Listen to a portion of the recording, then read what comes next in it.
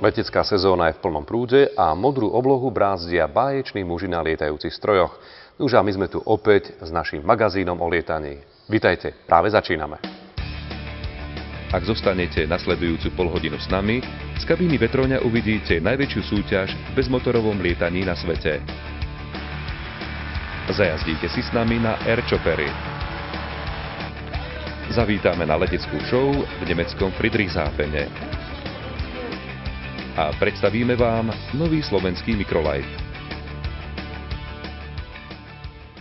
Možno mi neuveríte, ale na Slovensku existuje podujatie, ktoré je najväčšie svojho druhu na svete vďaka počasiu. Ide o preteky vetroňov v Nitre s názvom Pribina Cup. Podľa štatistiky totiž až 7 z 8 dní počasie žičí týmto tichým kráľom modrej oblohy. Nuž a samozrejme, nevyhnutnou podmienkou je perfektná organizácia a typická slovanská pohostinnosť.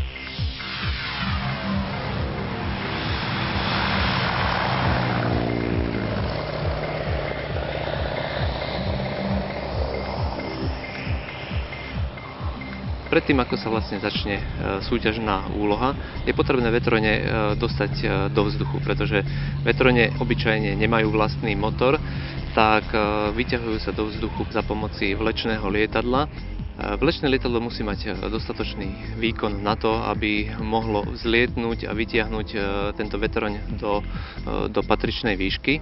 Na tejto súťaži sa lietadla vyťahujú do výšky 500 metrov nad terén a z tejto výšky vlastne oni si nájdu nejaké tie svoje stúpavé prúdy a vydajú sa na svoju úlohu.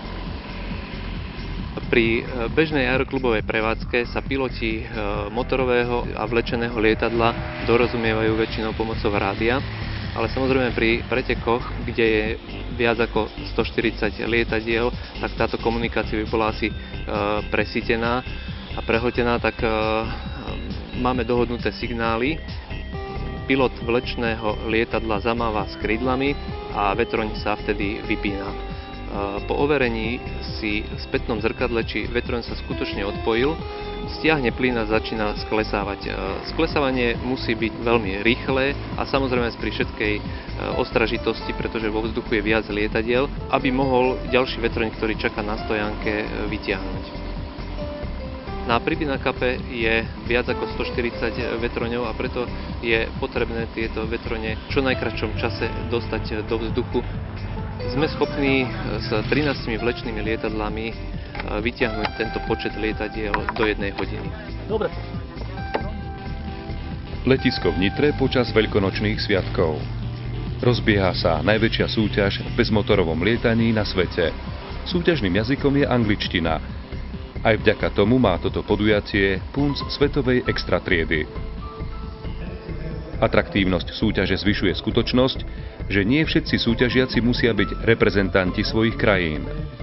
Šancu tak dostávajú aj tí, ktorí patria k najlepším, avšak možno aj pre nedostatok športového šťastia neprešli náročným sitom národných výberov. Pribina Cup prečo? No veľmi jednoducho. Lietame to v Nitre, kedysi tu bolo Pribinovo centrum Pribinovo kniežatstva, tak ten názov tu lokálne patrí a súťaž nemá len slovenské rozmery, má také regionálne rozmery. Lietame do Maďarskej republiky, vzdušného priestoru Českej republiky, Poľska a to je zhruba taký rozmer, ako to kniežatstvo kedysi malo, takže je to takým symbolom toho rozmeru. Začali sme veľmi jednoducho ako klubová súťaž. Chlapci, ktorí lietajú prelety, si povedali, že chcú sa hodnotiť navzájom medzi sebou, tak sme urobili prvú súťaž v roku 2001, to isté sme opakovali v roku 2002. Na veľký rozmer sa to rozrastlo až v roku 2003, kedy to bolo ako predzávod majstrovstiev sveta v bezmotorovom lietaní juniorov a to nám prišlo okolo 60 pilotov, prevažne zo zahraničia. No a tento rok je rekordným rokom, lebo získali sme účasť 149 pilotov z 14 krajín. Princípom súťaže Pribina Cup je lietanie na uzatvorených tratiach cez otočné body. Víťazom sa stáva najrýchlejší pilot, ktorý dosiahne najvyššiu rýchlosť priemernú na trati. V prípade, že sa stane, že piloti nedoletia kvôli meteorologickým podmienkam, tak víťazom sa stáva pilot, ktorý doletí najďalej. Tento rok sme odlietali všetky dni kompletne. Bolo to 8 letových dní z 8 možných, čo je výnimočné. Dlhodobá štatistika pre Nitru hovorí, že máme 7 letových dní priemer z 8, čo je takisto vynikajúce a preto aj tí piloti z tých západných krajín sa sem vracajú radi na jar, pretože v ich krajinách ešte počasie im takéto lietanie neumožňuje. Lietanie v moderných klzákoch je zvláštne krásne. V kabíne vetroňa je ticho a let pripomína plavbu v oceáne vzduchu. Nájsť ten správny stúpavý prúd je však skutočné umenie. Je to vlastne pointa takýchto súťaží. Samozrejme, veľa závisí od letových vlastností vetroňov, ktoré sa delia do jednotlivých tried. Súťaž Pribina Cup sa uskutočňuje v 3 triedách. V klubovej triede, ktorá je pre Slovensko veľmi typická a tradičná, v triede otvorenej alebo voľnej. Takisto tá sa na Slovensku lieta, ale zvláštnosťou je trieda 15 metrová, ktorá na Slovensku nie je organizovaná na iných súťažiach. A je to trieda, kde sú vetrone s 15-metrovým rozpätím. To je hlavný limit. Tieto vetrone lietajú s vodnou príťažou a takáto trieda je zaujímavá v zahraničí pre pilotov. O modernom vetroni DG-1000T nemeckej výroby nám povedal člen organizačného tímu Pribina Cupu. Tento vetroň, na ktorom sme dneska lietali, je to vetroň dvojsedlový s maximálnou rýchlosťou 270 km za hodinu. Rozpätie tohto vetroňa je 20 metrov. Má maximálnu vzletovú hmotnosť aj s 2 pilotmi, plný paliva a plný vodnej príťaže v krídlach 750 kg. Je vyrobený z uhlíkových a sklenených vlákien, ktoré sú v súčasnosti vo výrobe vetroňov používané najviac. K základným prvkom na palube vetroňa patrí riadiaca páka, s ktorou môžem ovládať pohyb vetroňa hore-dole zo strany na stranu. Pri tomto pohybe si pomáham ešte nohami, ktoré ovládajú chvost lietadla. K dôležitému prvku na palube patria vzdušné brzdy, ktorými zmenšujem tlak na krídlach. Tieto brzdy umožňujú vetroňu klesať výrazne viacej ako v konfigurácii, keď sú brzdy zatvorené. Základné prístrojové vybavenie je rýchlomer, variometer a výškomer. Tieto prístroje podávajú pilotovi informáciu o rýchlosti stúpania a klesania a o jeho výške. Na palubnej doske máme taktiež rádio, ktoré slúži na komunikáciu s vežou, poprípade na komunikáciu s pilotmi, ktorí letia v blízkosti a majú naladenú rovnakú frekvenciu. Ďalej je to G-meter, ktorý pilotovi umožňuje merať zrýchlenie tak, aby neprekročil limity, ktoré má každé lietadlo. K takým prístrojom, ktoré už nie sú štandardné, patrí palubný počítač, ktorý pilotovi umožňuje vykonávať plachtársky prelet veľmi kvalitne. Zvláštnosťou tohto vetroňa určite je, že vnútri v trupe sa skrýva motor. Slúži pilotovi vetroňa na získanie výšky a tak môže doletieť takmer vždy na letisko, respektíve na miesto tam, kde si zaumieni. Čiže nie je limitovaný počasím ako vetrone, ktoré nemajú motor.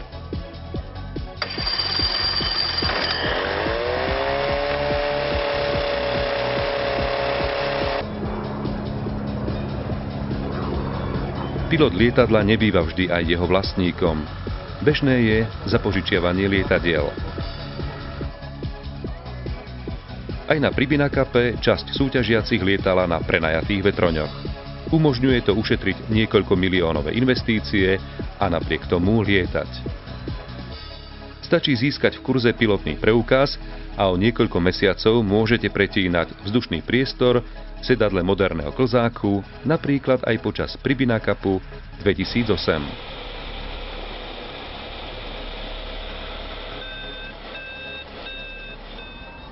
Všimli ste si?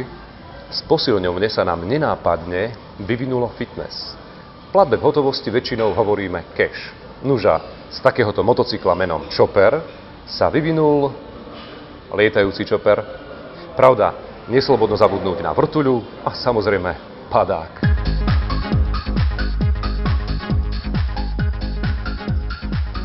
Najradšej lietam s partnerkou. Sme registrovaní v Leteckej amatérskej asociácii Slovenskej republiky. Využívame voľných chvíľ k večeru na spoznávanie vlastne krajiny v okolí Zvolena, Banskej Bystrici. Airchopper nám umožňuje lietať 2 až 2,5 hodiny v kuse a tým pádom obletieť Zvolen, Banskú Bystricu na jedenkrát. Lietame zhruba 2 až niekedy 3-krát týždenne v podvečerných hodinách, 2 hodinky pred západom slnka a to nám úplne stačí. S paraglidingom som začal od roku 1992. Mojou vášňou bolo lietanie vo dvojici, takže vlastne tandemové lietanie. Vznikla taká myšlienka prejsť na motorové padákové lietanie v tandeme. Minulý rok sa mi podarilo objaviť konštruktéra motorovej padákovej trojkolky alebo Airchoppera. Po pol roku práce vznikol prototyp Airchoppera. Motor je vzduchom chladený dvojvalec, dvojtakt, je rakúskej výroby o objemu 500 cm3 a s výkonom 50 koní. Pilot takéhoto Airchopperu má k dispozícii na prístrojovej doske otáčkomer, teplotu hlav valcov a navigačný systém GPS.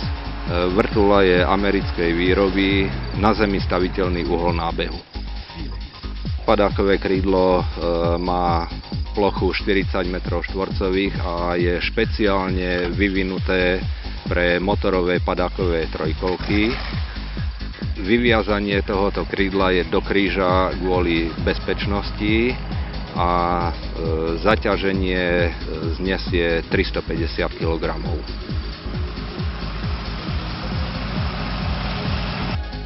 Zariadenie má nebrzdené kolesá, padák slúži ako brzdiaci element a zastavuje sa po pristáti dojazdom a smer sa koriguje riadením ako na normálnej motorke. Konštrukcia tohoto Airchopperu je zvarenec chromolybdenových oceľových trubiek, kde je použitá žeriavová konštrukcia kvôli pevnosti. Zvláštnosťou tohoto Airchoppera je nožné riadenie, ktoré umožňuje dlhšie lietanie, pretože človek v nohách má 3 až 4 krát toľko silu ako v rukách. Riadidlá sa používajú iba na pridávanie plynu, čiže tým pádom iba na stúpanie a na klesanie. Zatáčky sa robia nožným riadením, ktoré sa na zemi nepoužíva.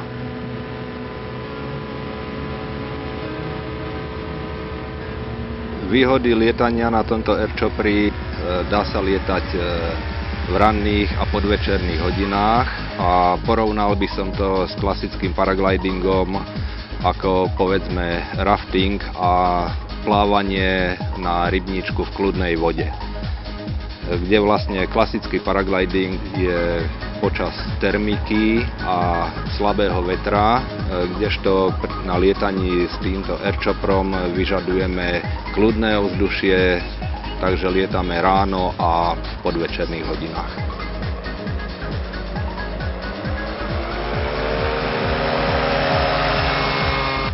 Airchopper disponuje nádržou o objeme 25 litrov.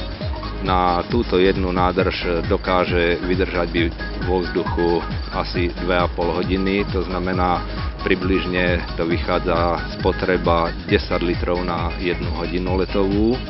Stúpanie, keď pilot letí sám, je 5 až 5,5 metra za sekundu. V prípade, že sa letí vo dvojici, 2,5 až 3 metre za sekundu. Lietanie na tomto Airchopperi je najlepšie v ranných a v popoludňajších alebo večerných hodinách, kedy ovzdušie je úplne kľudné, kde si vlastne aj pilot, aj pasažier môže vychutnať tento let do síta.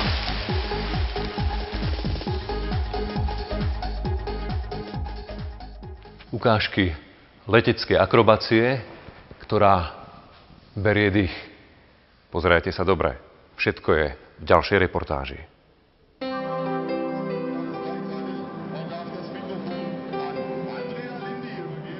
Sprievodným programom medzinárodnej výstavy Aero 2007 v nemeckom Friedrichshafene bola letecká show.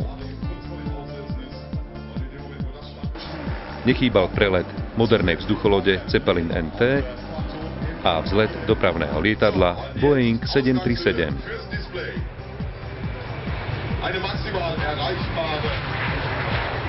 Airshow trvala 2 hodiny. Lietali aj historické exponáty. Jak-3U je verziou úspešnej sovietskej stíhačky z čias druhej svetovej vojny, známej ako Jak-3. Na rozdiel od základného typu má hviezdicový motor s výkonom 1700 konských síl.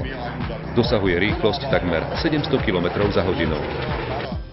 Curtiss Robin bol vyrobený v USA v roku 1929. Za 1 hodinu dokáže preletieť 160 km, pričom spotrebuje 35 litrov paliva.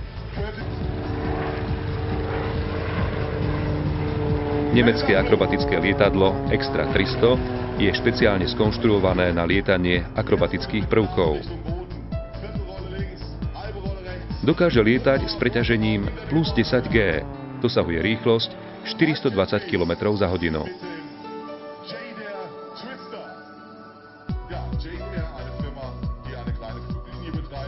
Súťažné akrobatické zostavy piloti lietajú v pomyselnej kocke s hranou 1 km. Jej dno je 100 metrov nad terénom v bezpečnej vzdialenosti od divákov. Za opustenie tohto priestoru porota udeľuje trestné body.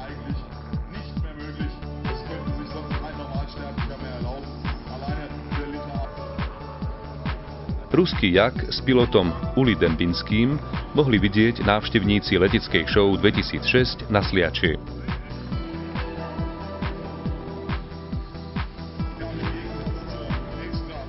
Uliho vystúpenia sa vyznačujú pokojným letom, ktorý však miestami prechádza v explóziu akrobatických prvkov. Svoj špeciál s obľubou pilotuje do polohy stojaceho lietadla, figúry nazývanej Cobra.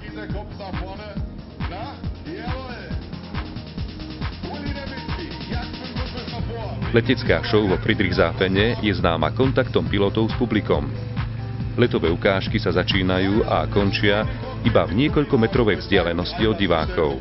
Vytvára sa tak neformálna atmosféra veľkolepého divadelného predstavenia. Aj preto tu takmer neutíka potlesk ako výraz ocenenia každého účinkujúceho. B-25 Mitchell je americké bombardovacie lietadlo z druhej svetovej vojny. Štandardne lietalo s vojenskou kamuflážou. Posádka mala 6 členov. Letovú ukážku Mitchella v reklamnej úprave skupiny Flying Bulls predviedol pilot Daniel Angerer. Pilotka Peggy Krajncová vystúpila prvýkrát z kokpitu letiaceho lietadla v roku 1999. Svoj akrobatický program predviedla viac ako 400 krát na rôznych európskych leteckých show. Wing Walking Team spolu s ňou tvoria 2 profesionálni piloti, Friedrich Valentine a Verena Doldererová.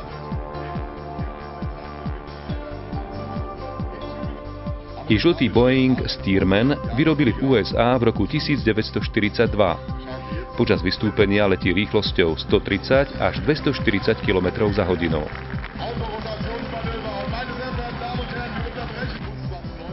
Na Aero 2007 malo svoju premiéru akrobatické lietadlo Xtreme 3000 s maximálnou vzletovou hmotnosťou 750 kg. Pilot Philipp Steinbach s ním mohol stúpať rýchlosťou takmer 18 metrov za sekundu. Výnimočnú akrobatickú zostavu predviedol pilot Rainer Wilke zo skupiny Flying Bulls. S nemeckou helikoptérou Eurocopter BO-105 predviedol vrchol vrtuľníkovej akrobácie.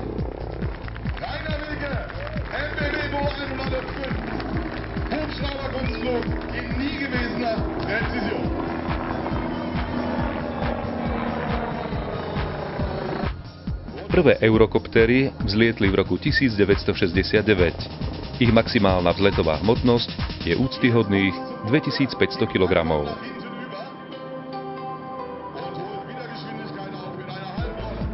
Záver leteckého divadla patril skupine P3 Flyers. Letovú ukážku uvádzala členka skupiny v niekoľkých jazykoch.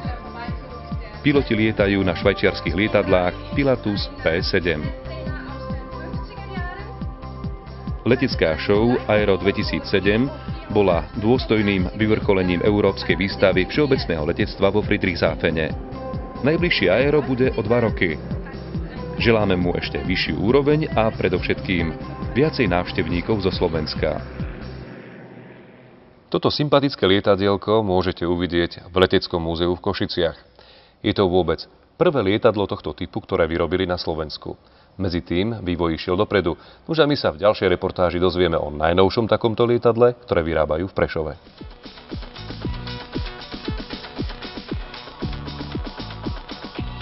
Mikroľahké lietadlá zaujali na výstavách, letiskách a rysovacích doskách konštruktérov svoje pevné miesto.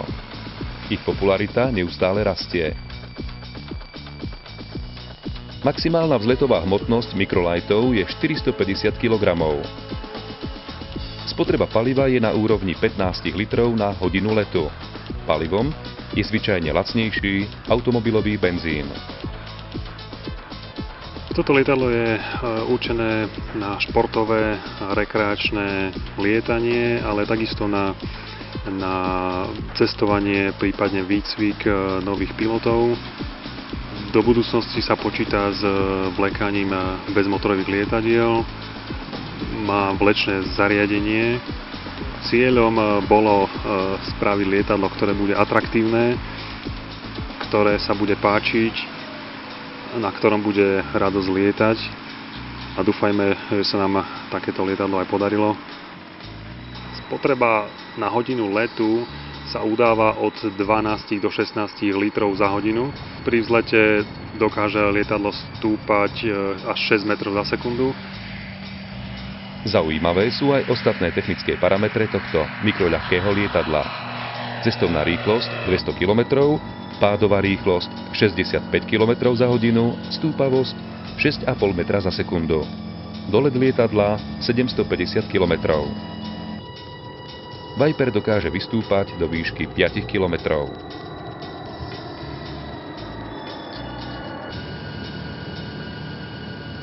Konštrukcia lietadla je celoková. Na tomto lietadle sú použité aj laminátové prvky, ako napríklad kryt motora alebo prechody medzi trupom a krídlom, koncové oblúky krídel, ktoré v podstate vylepšujú ten celkový vzhľad toho lietadla, ale takisto zapríčiňujú lepšie aerodynamické vlastnosti lietadla. Pri výrobe Vipera použili ako základný stavebný materiál Superdural. Je to zliatina hliníka, horčíka a medi. Duralové plechy sú spojené trňovými nitmi. Trub lietadla tvorí pološkrupinová príhradová konštrukcia tvorená výstuhami. Je potiahnutá duralovým plechom. Krídlo lietadla má obdĺžnikový tvar jednonosníkovej konštrukcie s pomocným nosníkom. Nechýba krídelko a elektricky ovládaná stlaková klapka. Výškové kormidlo má elektricky ovládanú vyvažovaciu plochu. V krídlach, ktoré sú demontovateľné, sa nachádzajú dve palivové nádrže. Hlavný podvozok mikroľahkého Vipera tvoria kompozitové pružiny. Predné koleso je riaditeľné.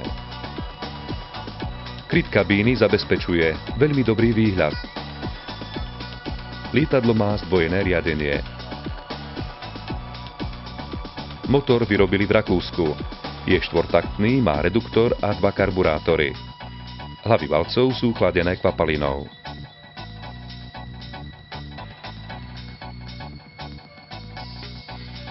Viper má rozpätie krídel 8,5 a dĺžku 6,5 metra.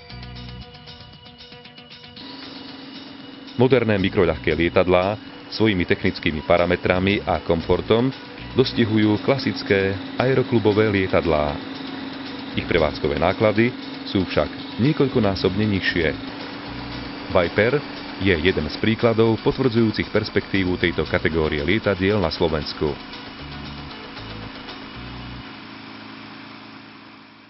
Chopper, Viper, Pribina Cup, no a letecká show.